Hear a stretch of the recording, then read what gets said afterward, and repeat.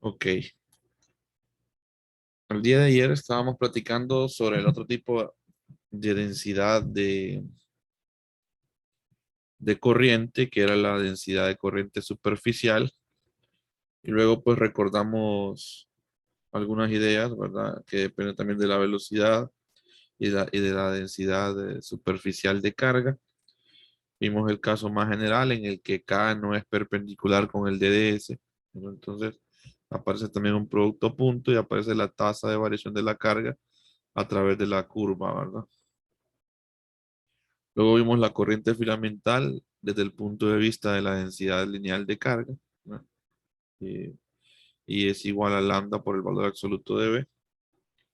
Y finalmente vimos lo que era el elemento de corriente, que este va a ser muy importante y es el que va a aparecer muchas veces en las ecuaciones que vamos a ver más adelante, sobre todo pues cuando ya hablemos de campo y fuerzas relacionadas con magnetismo, ¿no?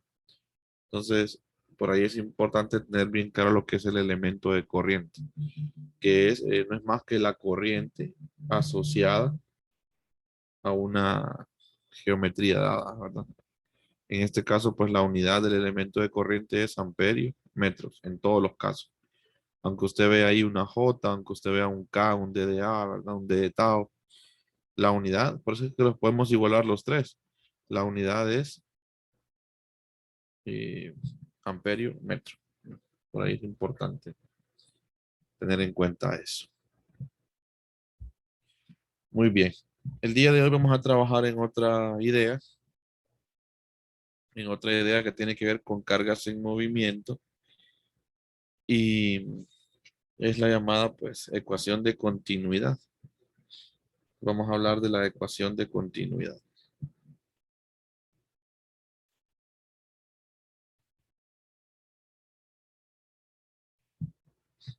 Escribamos aquí. Espérame, voy a admitir todavía algunos afuera. Ok. Ecuación de continuidad.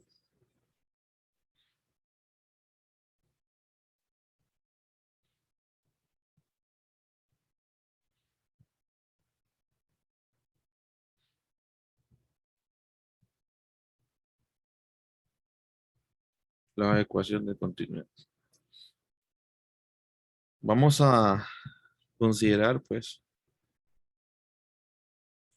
una superficie S, ¿verdad? Cerrada, estacionaria, o sea que la superficie pues no se está moviendo. Y esta superficie va a estar con una carga Q, ¿verdad? Y esta superficie pues encierra un volumen. Como es una superficie cerrada, pues está limitada, ¿verdad? Limita un volumen. Y ya desde física 200 se nos viene transmitiendo esta idea, ¿verdad? De que la carga neta se conserva, ¿no? La carga neta se conserva en un sistema tanto de forma global como de forma local, ¿verdad? En un sistema particular. Entonces,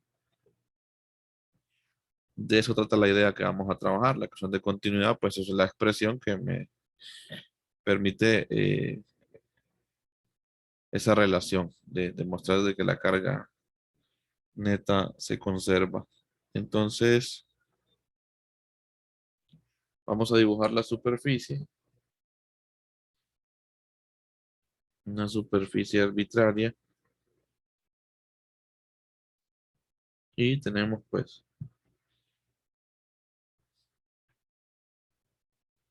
un pedacito de esa superficie, al que vamos a llamar el DDA,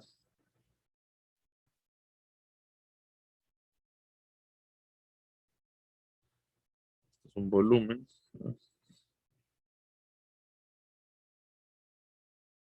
Y tenemos pues el vector de área asociado con la superficie.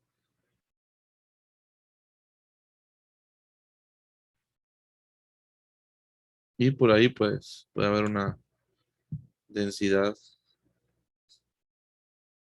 de corriente, ¿verdad? Porque van a haber cargas, un flujo de cargas, van a haber cargas que se están moviendo a través de este volumen, esta superficie cerrada.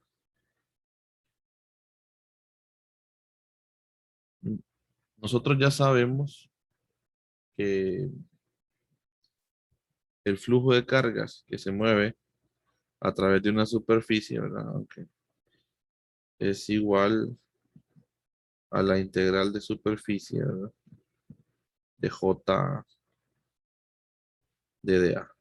Pero vamos a partir de esa idea que vimos el otro día. Entonces decimos esto a través de S, pero S pues no decíamos si era cerrada, sino que simplemente a través de S, una superficie abierta. Estábamos viendo el otro día.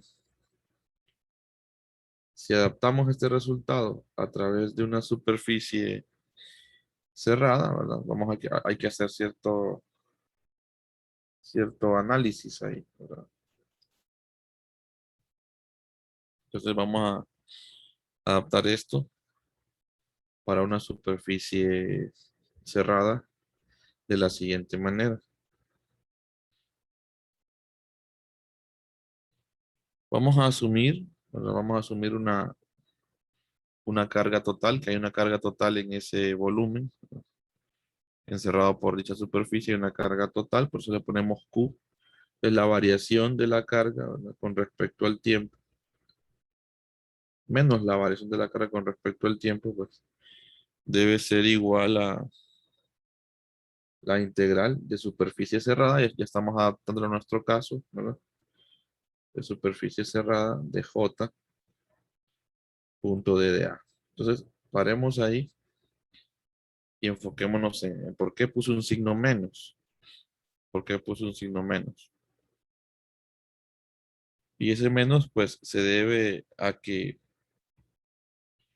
la razón total a la que la carga está fluyendo hacia afuera a través de la superficie debe ser igual a la razón a la que la carga total dentro del volumen está disminuyendo. O sea, fluye carga hacia afuera, ¿no? Entonces, como está fluyendo carga hacia afuera, obviamente, pues, la carga en la superficie, la carga en el volumen, pues está disminuyendo. Entonces es común ver el menos, ya sea, si no lo ve aquí, pues lo ve en el otro lado. Puede ser que aquí esté positivo y aquí esté negativo. Eso es indistinto. Lo que hay que ver es eso, ¿verdad? Que la razón total a la que la carga está fluyendo, o sea, el flujo, ¿verdad? Hacia afuera a través de la superficie, debe ser igual a la razón a la que la carga total dentro del volumen V está disminuyendo. Ese es el significado de este menos. Y este menos usted lo puede encontrar. A veces los textos lo colocan aquí, le ponen el DQ así.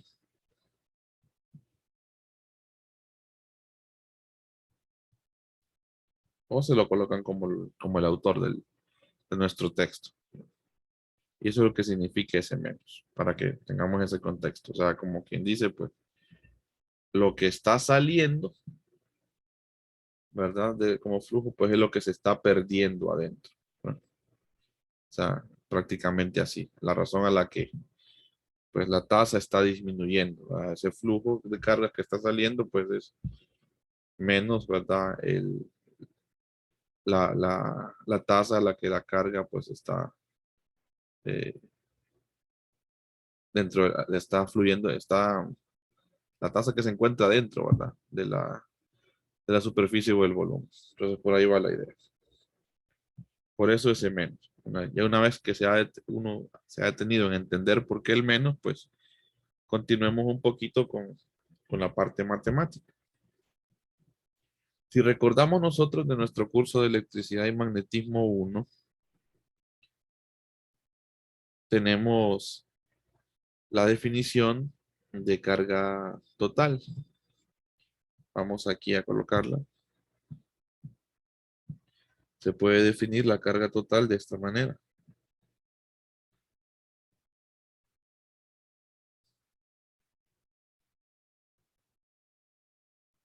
Q es igual a integral de volumen de ρ por d de tau. de rho por d tau.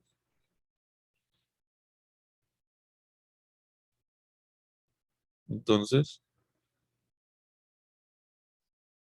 vamos a hacer un pequeño cambio. Vamos a colocar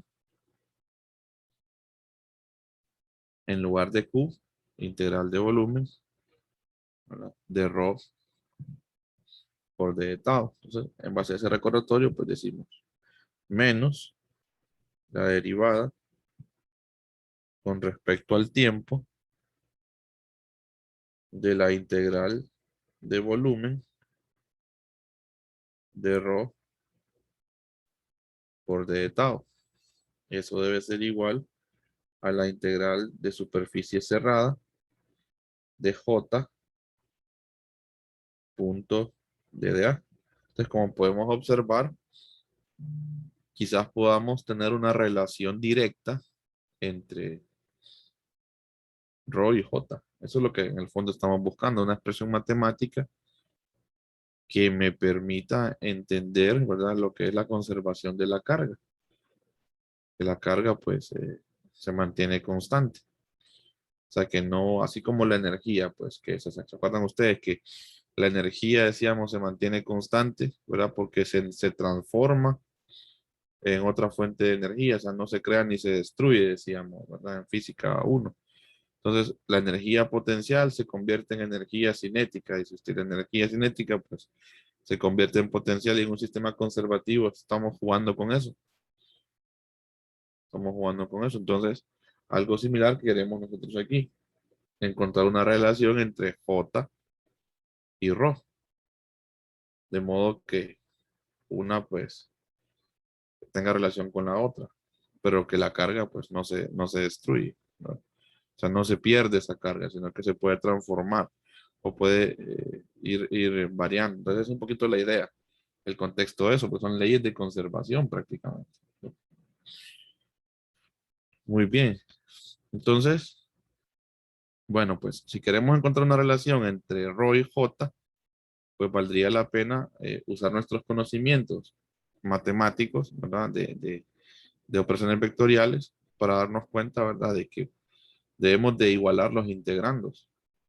¿A qué me refiero con eso? Bueno, que si yo tengo por un lado integral de volumen, pues debería tener por otro lado integral de volumen para que yo pueda después intentar igualar los, o sea, los integrandos. Entonces, ahora tenemos pues una integral de superficie cerrada, pero yo me acuerdo del teorema de la divergencia y entonces eso nos va a permitir a nosotros convertir esa integral de superficie en una integral de volumen y luego pues intentar ver qué pasa con los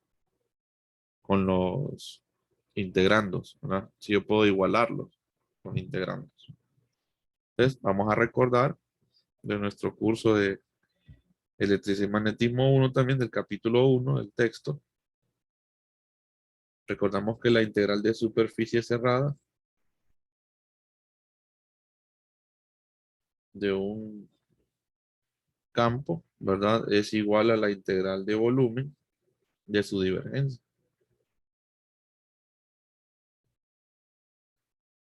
De su divergencia. Estoy poniendo J, ya ve. Es A aquí. Ahí está. Entonces, en base a esto, pues, yo voy a modificar la ecuación. Entonces decimos, bueno, esto lo dejo igual, menos la derivada con respecto al tiempo de la integral de volumen de rho por d tau es igual a la integral de volumen de la divergencia de J de tau.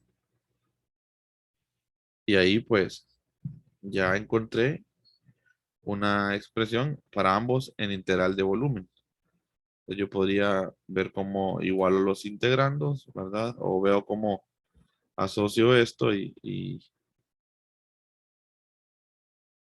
llego a una expresión más general. Entonces, vamos a jugar un poquito con esta idea, ¿verdad? Y vamos a introducir también eh, este operador, ¿verdad? Como esta integral es sobre el espacio, ¿verdad? es una integral sobre un volumen, entonces yo puedo introducir esto acá. Y esto también nos da una nueva percepción de ρ, ¿verdad? Al introducir este operador acá, o sea, como esta es una integral sobre el espacio, pues entonces no tengo nada con respecto al tiempo, entonces yo puedo introducir el operador, ¿verdad? Porque no estoy integrando con respecto al tiempo acá, entonces yo puedo introducir el operador indistintamente o sacarlo, ¿verdad? Y nos da una nueva idea sobre ρ porque conocíamos en 321 pues que ρ nada más dependía de la posición. Pero al ver esta derivada temporal, ahora nos damos cuenta de que ρ también puede depender del tiempo. Entonces amplía nuestra idea de lo que es una densidad de carga. Entonces la densidad de carga no solamente puede depender de la posición, también puede depender del tiempo. Por eso aparece esa derivada temporal, porque si no depende del tiempo, entonces la derivada sería cero, ¿verdad? Eso cuando solo depende de la posición. Pero si depende del tiempo, entonces se puede sacar la derivada de ρ, ¿verdad? Entonces por ahí ampliamos nuestra idea sobre ρ y nos damos cuenta que ρ también puede depender del tiempo ahora. Entonces introducimos nuestro operador, entonces nos quedaría integral de volumen de la derivada de ρ parcial, ¿verdad? ¿Por qué pongo derivada parcial?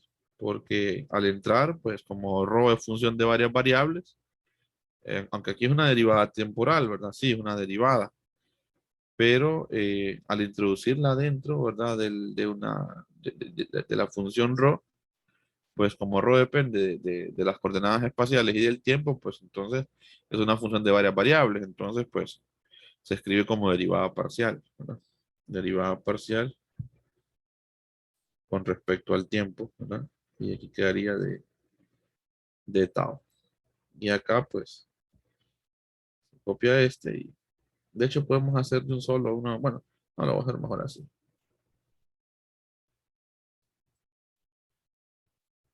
Y entonces, si pasamos todo al mismo lado, podríamos sacar factor común el operador de integral, ¿no? Y entonces nos quedaría así, integral de volumen de la divergencia de J, si lo pasamos todo al otro lado, más, pasaría con más, ¿verdad? La derivada parcial de ρ con respecto al tiempo, todo de tau igual a cero, igual a cero. Entonces, como esto es válido para cualquier volumen, ¿no? Entonces prácticamente pues yo puedo igualar el integrando, ¿verdad? A cero. Y ahí tengo pues lo que es la ecuación de continuidad.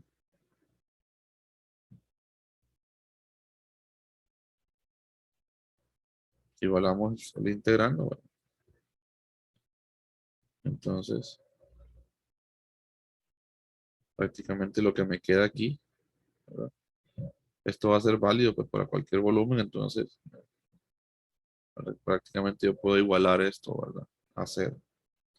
Y entonces, o desde aquí ya podría igualarlas, ambos, ¿verdad? Porque ambos forman parte de una integral de volumen.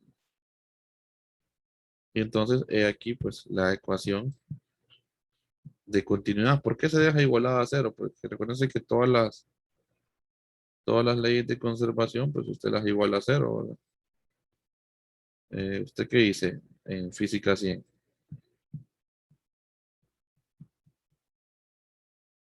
¿Verdad? Momento lineal.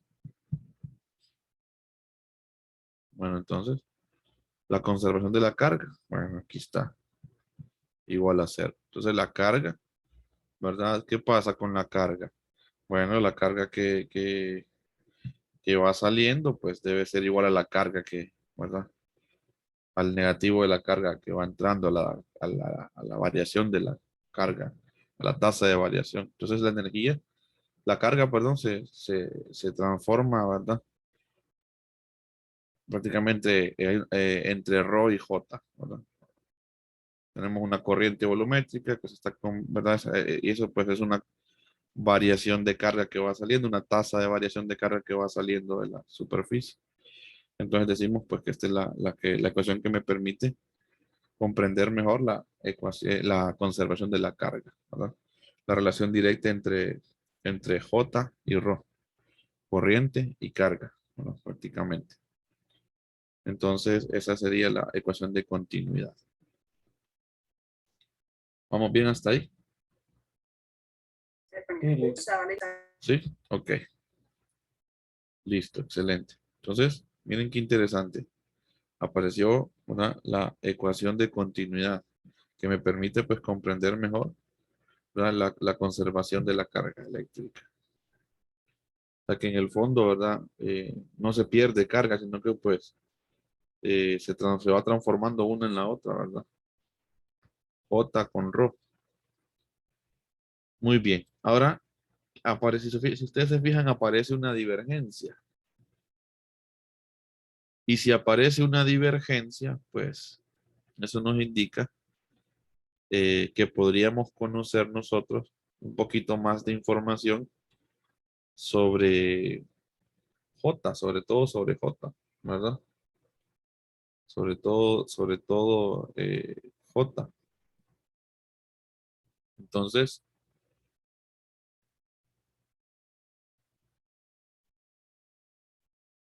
hay que recordar estas ideas de condiciones de frontera, ¿verdad? ¿Por qué? Porque siempre que haya una divergencia, va a estar asociado con sus condiciones de frontera. Si ustedes se acuerdan del capítulo 9, ¿verdad? Cuando se discute pues lo que son las condiciones de frontera, yo lo que hago con mis estudiantes de 321 es que les comparto unos videos que yo he hecho, ¿verdad? Con anticipaciones de hace mucho tiempo, antes de la pandemia, ¿verdad? Sobre este tema. Y ahí trato de explicarlo en dos momentos, ¿verdad? Primero, pues me enfoco en lo que es la divergencia y las componentes normales y el rotacional y las componentes tangenciales. Entonces, si usted se acuerda por el teorema de Helmholtz, ¿verdad? Al conocer la divergencia y el rotacional de un campo, pues uno puede conocer mucha información del campo, ¿verdad? Prácticamente quien describe el campo es su divergencia y su rotacional. Entonces, si yo conozco la divergencia, puedo hablar de componentes normales, pero cuando tenemos dos medios, ¿verdad? Los medios, cómo se comporta este campo, ¿verdad? Porque ya vimos que es un vector, entonces, ¿verdad? Cómo se comporta este campo en dos medios diferentes, ¿verdad? En este caso J, porque ya tengo que J pues sería menos la derivada parcial de ρ con respecto al tiempo. Entonces vamos a ver un poquito, ¿verdad? Las condiciones de frontera, sobre todo las componentes normales para este vector J, ¿verdad? La densidad de corriente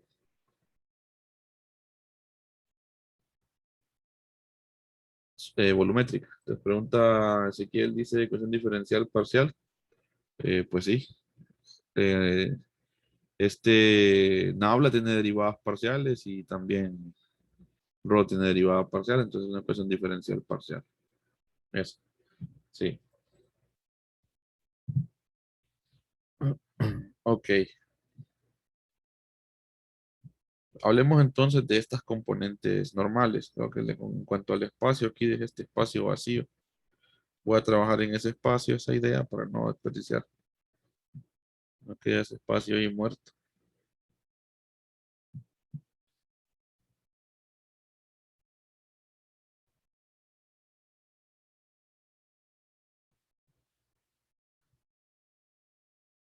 Entonces, si recordamos, porque por ahí, pues, a veces se nos puede olvidar esa idea de 321.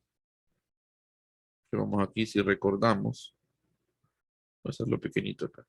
Grande, perdón, si recordamos, quiero recordarles eso. Tenemos un medio, para que recordemos la idea de estas condiciones. Tenemos la frontera entre dos medios. Aquí está el medio 1 y aquí está el medio 2. Entonces, tenemos lo que llamamos una especie de volumen, ¿verdad? Aquí, así.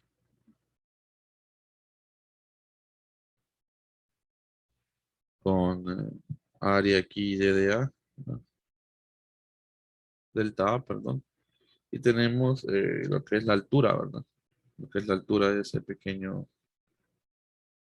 que se le llama la capa de transición, si mal no recuerdo.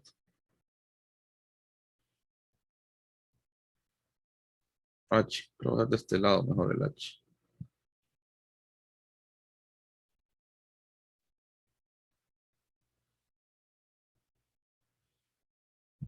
Y entonces tenemos unos vectores unitarios normales, el normal uno y el normal 2, pero normales a estas tapas. Normal uno decíamos y normal 2. Y teníamos un vector unitario normal de referencia, que es normal a la frontera entre los dos medios, ¿verdad? Entonces, por ahí pues aparece en el capítulo 9. Les voy a dar la referencia por si no lo recuerdan o por si no lo vieron muy bien eso. Voy a ver si comparto esos videitos que yo tengo ahí de 321, ¿verdad? Que yo los comparto con los muchachos. Porque sí, se va a hablar mucho de condiciones de frontera aquí, para que lo tengan a mano y se comprenda bien esto. Más que todo es la deducción, o sea, no es que, ¿verdad? Tienen que manejarlo a la perfección, ¿verdad? Sino que la idea es que entiendan lo que está sucediendo ahí. Entonces está en la página 174. La ecuación que voy a copiar ahorita está en la página 174. La ecuación dice que si yo tengo un campo cualquiera, yo puedo conocer pues sus componentes normales a partir de esta ecuación. N unitario punto F2 es el campo cualquiera, un campo F cualquiera, menos F1 es igual al límite cuando la capa de transición tiende a cero de HB, donde B, ese B es la divergencia del campo. O sea que uno la puede escribir así al final, la ecuación.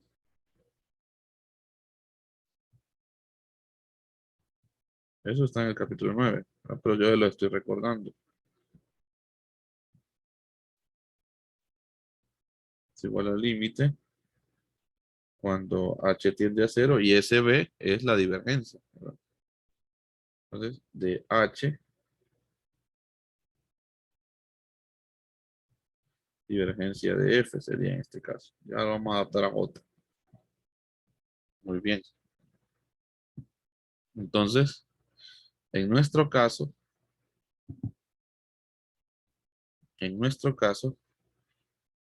tenemos que adaptar pues esto a J. En lugar de F vamos a colocar J. Entonces hacemos el comentario. En nuestro caso,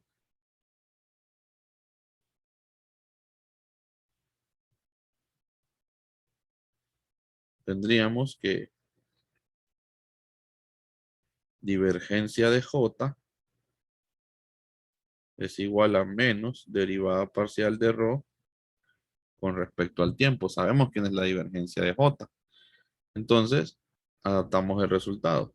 Decimos normal, el vector unitario normal a la frontera es igual a J2 menos J1 y eso va a ser igual a menos el límite cuando H tiende a cero de H, ¿no? Derivada parcial de ρ con respecto al tiempo.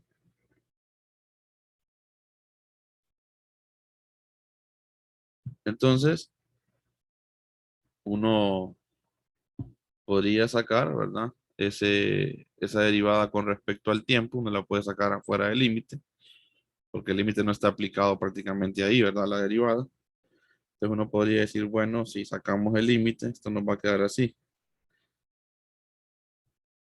J2 menos J1 igual a menos.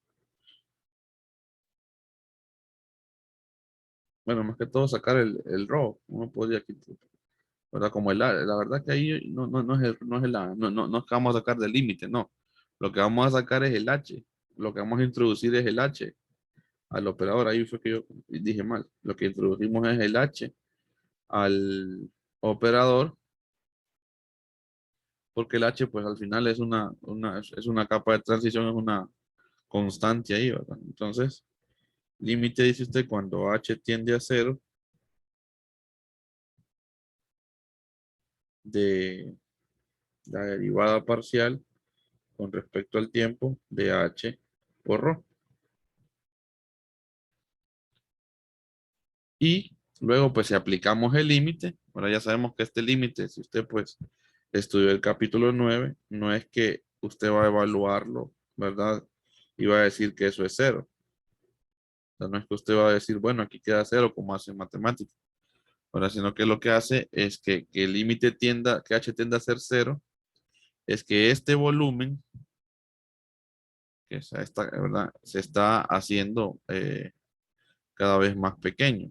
Entonces, si yo hago este volumen cada vez más pequeño y lo hago cada vez más pequeño, primero comienzo acá, se va haciendo cada vez más pequeño porque está tendiendo a ser cero, ¿verdad? Luego va quedando aquí, luego va quedando aquí, luego va quedando aquí, tiende a ser cero, entonces luego el h tiende a ser cero, entonces ¿qué es lo que me queda nada más?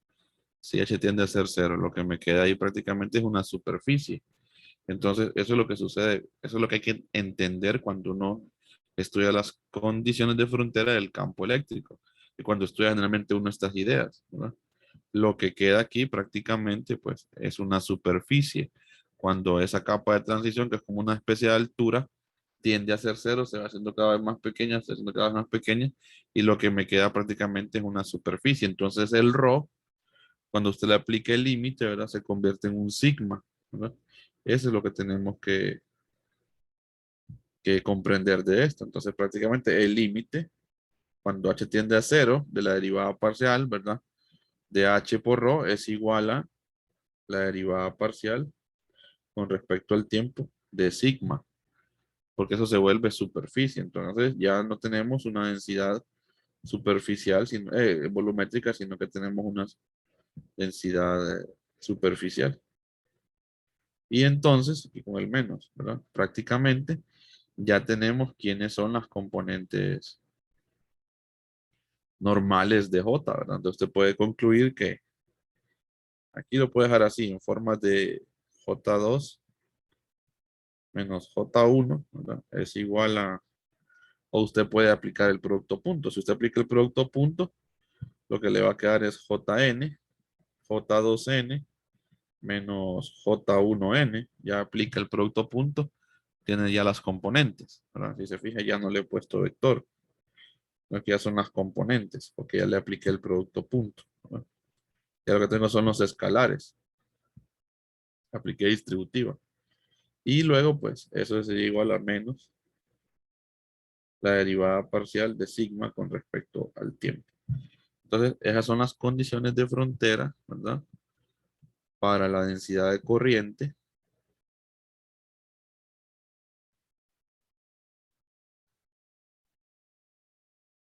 ¿Verdad? Sobre todo las componentes normales, ¿verdad? Para la densidad de corriente. Entonces ya tenemos ya prácticamente cómo se comportan las componentes normales de la densidad de corriente. ¿Vamos bien hasta ahí? Lo de este límite tienen ustedes que repasar las ideas del capítulo 9, ¿verdad? Eso pues, como les digo, me parece que puedo compartir los videos que yo uso en 321 como un recurso de apoyo para que algunos pues que no han cursado 321 conmigo pues, puedan recordar bien esa idea. Yo tengo los dos videitos, la divergencia y las componentes normales y el rotacional y las componentes tangenciales, para que recordemos un poquito esto de capa de transición, esos vectores unitarios, cómo es que aparecen las componentes normales y las componentes tangenciales. ¿Se siguió esto de las componentes normales de J? ¿Sí? Los demás. Ok. Sí, licenciado. Perfecto. Excelente. Entonces, ahora preguntémonos, ¿verdad? Preguntémonos. Y en el caso especial de las corrientes que vamos a estudiar nosotros, ¿verdad? Uno puede decir, y en el caso especial de las corrientes estacionarias, ¿qué pasará, verdad, con la ecuación de continuidad? Caso especial, corrientes estacionarias. Pensemos. Vamos a llevarnos eso a la siguiente página. ¿Qué pasará en el caso especial de corrientes estacionarias?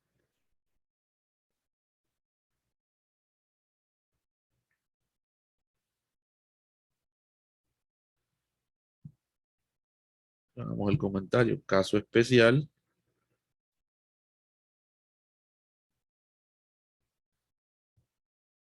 corrientes estacionarias. Vamos aquí el comentario. Caso especial, dos puntos. Corrientes estacionarias. ¿Qué pasa en las corrientes estacionarias? ¿Cuál es la característica de las corrientes estacionarias? ¿Qué son qué?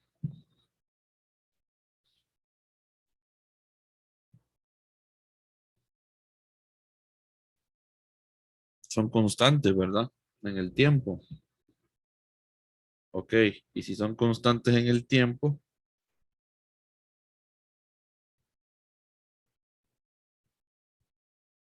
¿cuánto va a dar esto?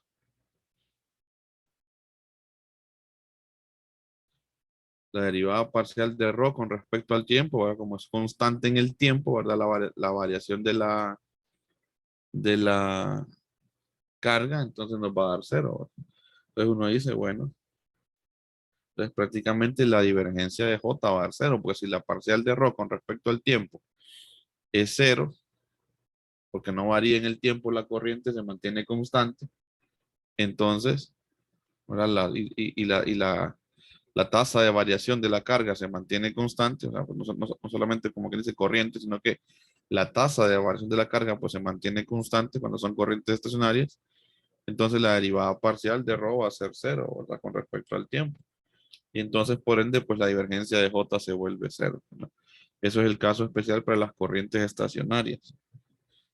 Bueno, y si las corrientes estacionarias, pues la divergencia da cero, ¿qué va a pasar entonces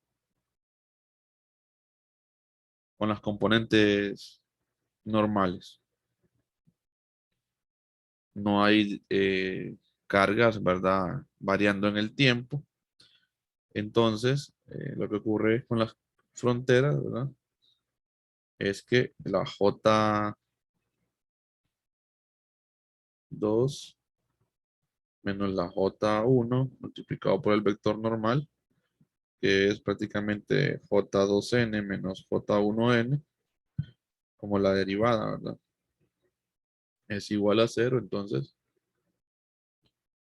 pues las corrientes, ¿verdad? Se mantienen continuas, ¿verdad? No hay una discontinuidad ahí. Decimos que las componentes normales son continuas, ¿no? J1N es igual a J2N, ¿no?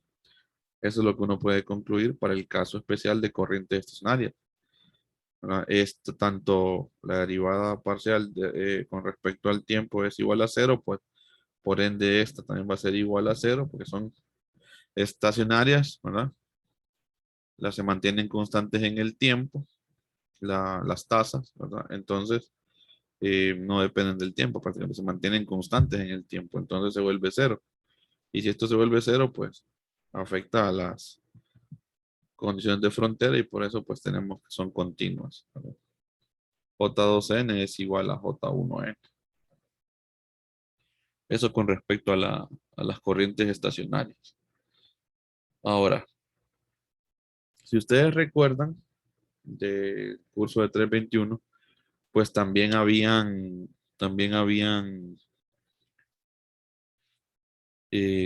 las cargas se podían clasificar. O sea, esta carga ρ se podía prácticamente dividir, si ustedes se acuerdan. Se podría dividir en dos partes, ¿verdad? Si ustedes recuerdan de 321,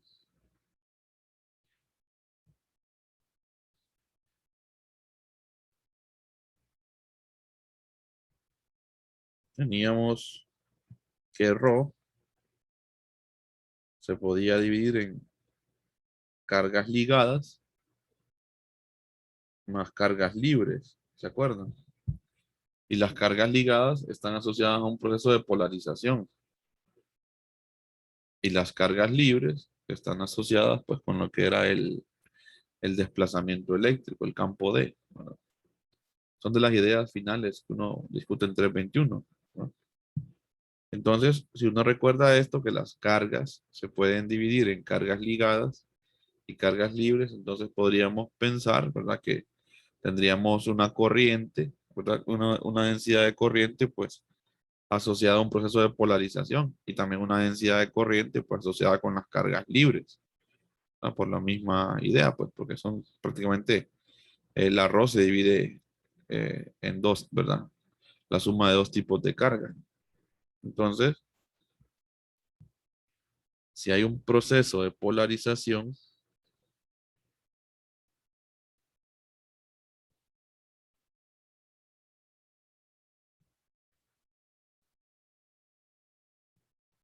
si hay un proceso de polarización, entonces tendríamos una ecuación de continuidad para ese proceso de polarización. Habría una J ligada, ¿no? Una densidad pues de corriente, le dicen uno de polarización, ¿no? Creo que así le llama el texto. Densidad de corriente de polarización. Entonces, aquí pues usted puede poner con propiedad, ¿verdad? Divergencia de JB, ¿no? Más la parcial de la densidad de corriente, ¿verdad? Perdón, de la densidad de carga volumétrica ligada con respecto al tiempo igual a cero. Entonces podemos indagar qué relación podría haber entre J y P entonces, porque, ¿verdad? La densidad de carga ligada proviene del proceso de polarización. Entonces podríamos lanzar la pregunta. ¿Qué relación hay entre J y P? Podríamos ver y hacernos la pregunta. ¿Qué relación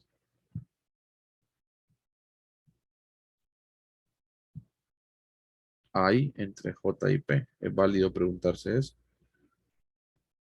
Entre la J, ¿verdad?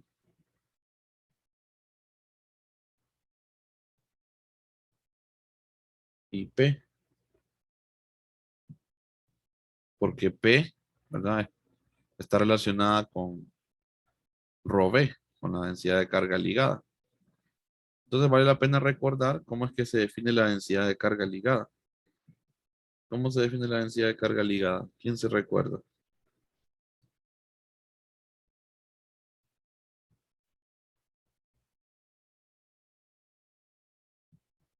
Eso debería estar reciente, los que recién cursaron el curso. ¿Cómo se define ρ?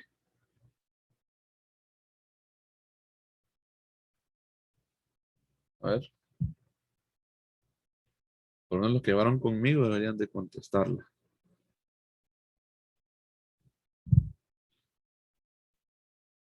¿Cómo se define ρ?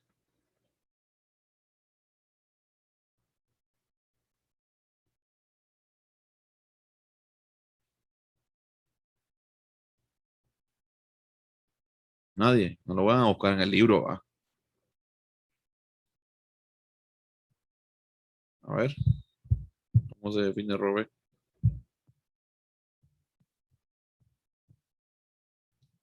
Es que mire que me puse a ver series en las vacaciones y ahorita solo me acuerdo de la serie, dice. Ajá, que eso, Cristian. Muy bien. La divergencia de P. ¿Qué le hace falta a lo que dijo Cristian? Lo que dijo Cristian está bien. Él mismo se contestó, ¿va? Bien, Cristian, el menos, ¿va? No duden, no tengan temor de participar. El que se equivoca aquí no pasa nada. Si se equivocan no pasa nada y todos nos corregimos fraternalmente. Aquí nadie, ¿verdad? Se burla de nadie. Pero participen, ¿ah? Acuérdense de esas cosas. Por todos se va a preguntar cosas también. Ok, ρ es igual a menos la divergencia de P. Muy bien. Así.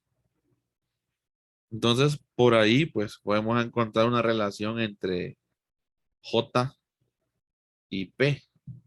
Porque si yo sustituyo aquí, pues yo digo, bueno, sustituyendo, decimos, ¿verdad? Aquí. Divergencia de J, decimos, es igual a, perdón, a más, decimos aquí, la derivada, ¿verdad? Parcial con respecto al tiempo de menos la divergencia de la polarización, eso es igual a cero, ¿verdad? Si simplificamos eso, pues nos queda que la divergencia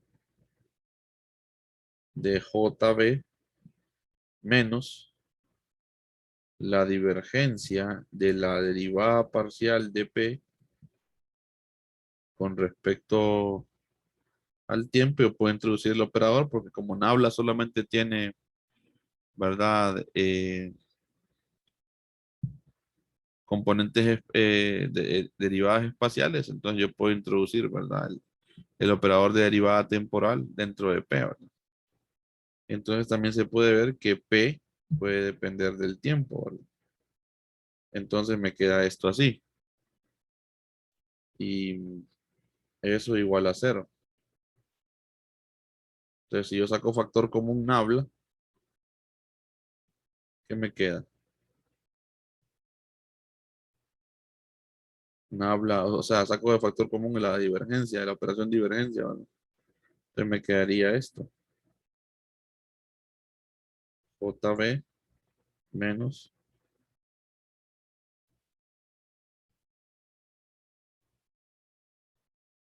la derivada parcial con respecto al tiempo, aquí es polarización, de la polarización.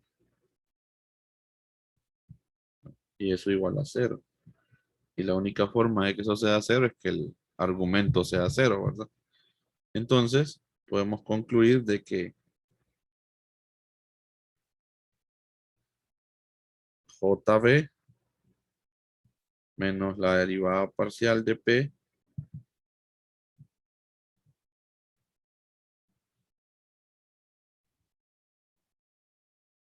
con respecto al tiempo es igual a cero, por tanto, conclusión, JB es igual a la derivada parcial de la polarización con respecto al tiempo.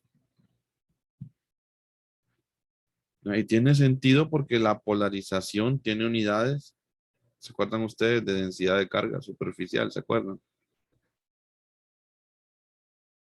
Entonces, va teniendo sentido, o sea, todo encaja, está bien, ¿verdad? Entonces a eso se le llama, pues, eh,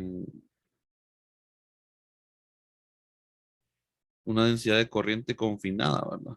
Porque está ligada, dice uno, ¿verdad? O densidades de corriente de polarización, se puede llamar así, ¿verdad? También tenemos una relación directa entre JB, la densidad de corriente ligada, ¿verdad? O densidad de corriente confinada y la polarización. ¿Vamos bien?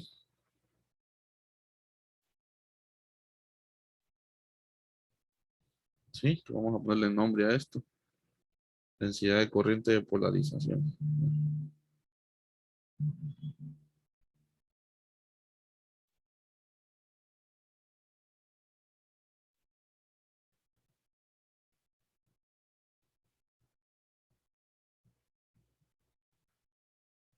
También se le puede llamar confinada, ¿verdad?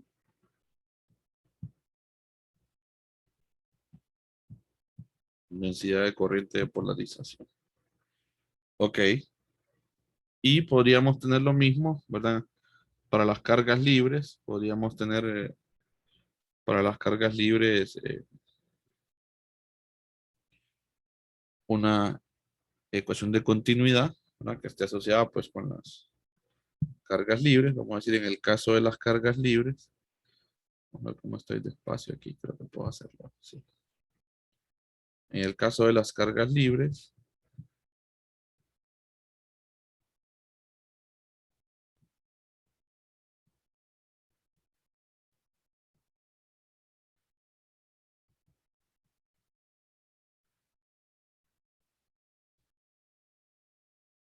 pues también tenemos una ecuación de continuidad.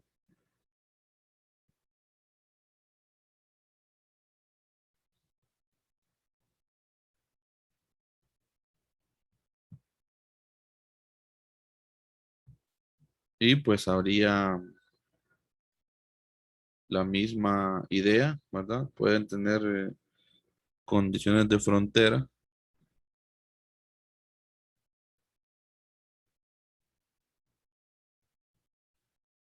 J2 libre, ¿verdad? Menos J1 libre igual a J2 libre normal menos J1 libre normal, lo que ya aprendimos, ¿verdad? Y eso pues sabemos que sería igual a menos la derivada, ¿verdad? Parcial con respecto al tiempo de la densidad de superficial libre, ¿verdad? Y en el caso de corrientes constantes, la misma idea, corrientes libres constantes,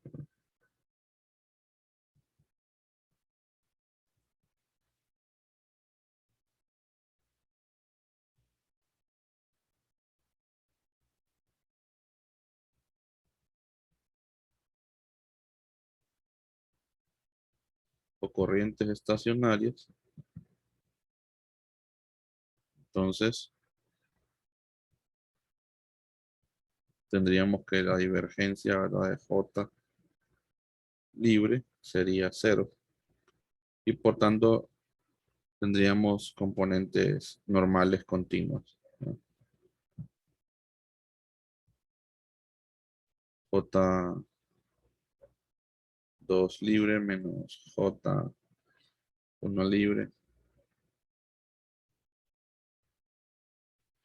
igual a cero. Entonces son continuas, decimos, ¿no? Son continuas. Entonces por ahí va la idea de lo que son, ¿verdad?, estas corrientes de polarización, corrientes libres, ¿verdad?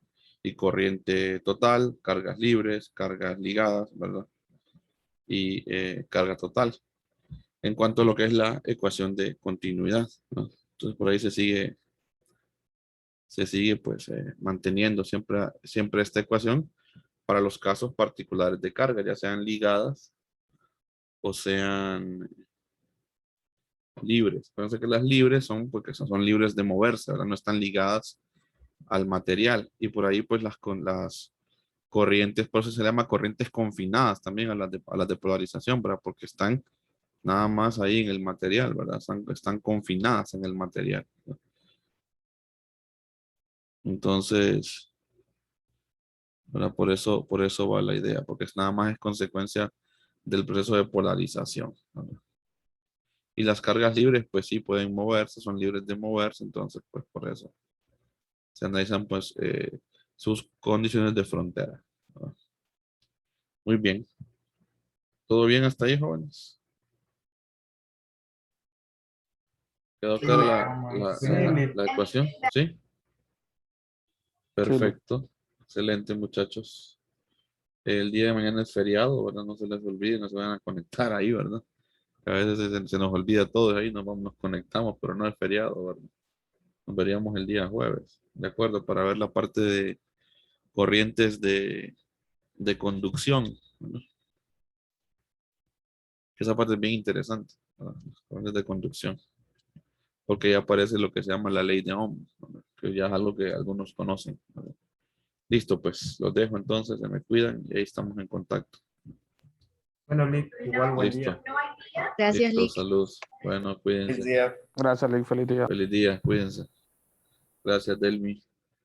Listo, Darling, saludos.